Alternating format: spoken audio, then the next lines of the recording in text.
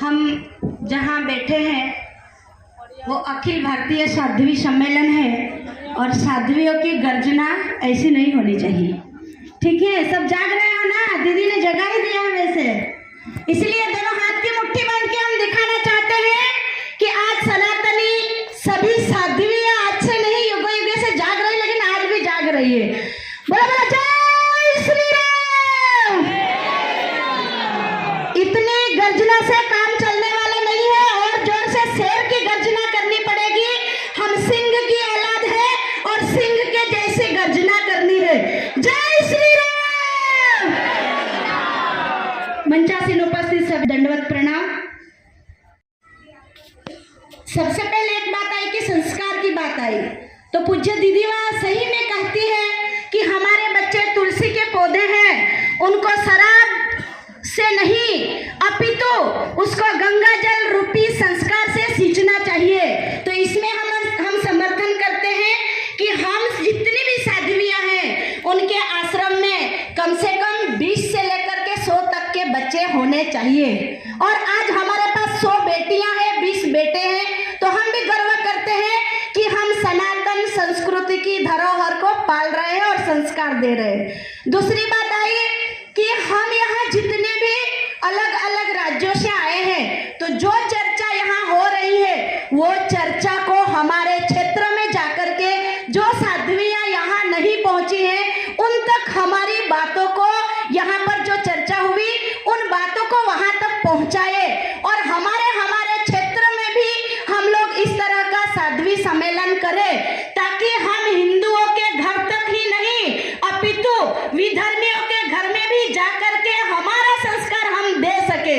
क्योंकि हमारे संस्कार से ही सब कोई है, लेकिन कुछ काल ऐसा आया जो हमारे बच्चे, हमारा परिवार, हमारे संस्कार भूल गए।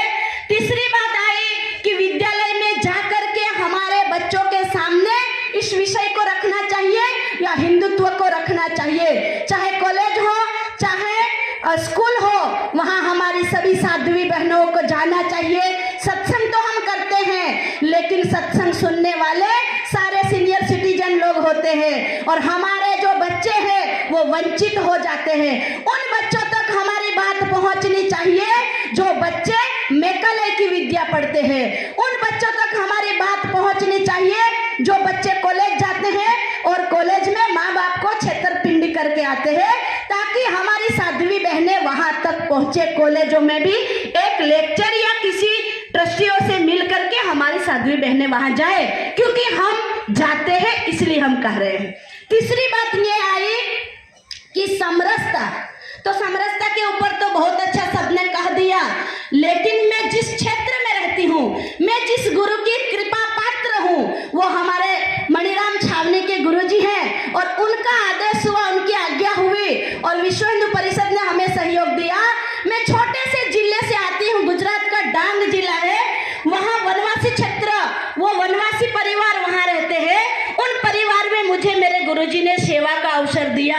मुझे गर्व है कि मैं वनवासी परिवार की बेटी, और आज इतने बड़े गुरु ने मुझे दीक्षा दी, और आज मैं आपके सामने बोल रही हूँ। वो विश्व हिंदू परिषद या संघ की देन है कि मैं आज यहाँ इस तरह से बोल पा रही हूँ। नहीं तो जंगल का फूल खिलता है और जंगल में ही मुरझा जाता है, लेकिन आज मेरे संगठन ने मुझे यहाँ लाके खड़ा किया है, इसलिए मैं संगठन की आभारी हूँ। और अंत में ये कहना चाहूंगी, इतनी सारी बहनें बैठी है, अपने आप को पहचानो, अपने आप को जानो। दीदी माँ कहती है कि मेरा परिचय इतना कि मैं भारत की तस्वीर हूँ, उन वीरों की माता हूँ जो हंस झूला झूल गए, उन वीरों की दूता हूँ जो रण प्रांगण में जूझ गए। मेरा परिचय इतना कि मैं भारत की तस्वीर हूँ। इस देश की माँ यदि अपना बेटा फांसी के फंदे पे चढ़ता है तो वो कोख पे रोती है। हम भी 12 भाई बहनों में से मैं एक हूँ, तो हमारी जनसंख्या भी होनी चाहिए। हम 2 तो हमारे कम से कम 5 होने चाहिए। हमने ये प्रयोग किया डांग क्षेत्र में, जिस माँ ने 5 बच्चे को जन्म दिया है उसको हमने पुरस्कृत किया। और डांग में आज भी कोई भी परिवार, जो पढ़ा लिखा परिवार है उसकी बात मैं नहीं करती हूँ, लेकिन जो अनपढ़ परिवार है उस परिवार परिवार में एक माँ है तो उनके 5 बच्चे जरूर है, ये मैं कहती हूँ। अस्तु, जय श्री राम। पूर्ण प्रज्ञा माता जी की परम शिष्या पूज्य साध्वी समर्पिता दीदी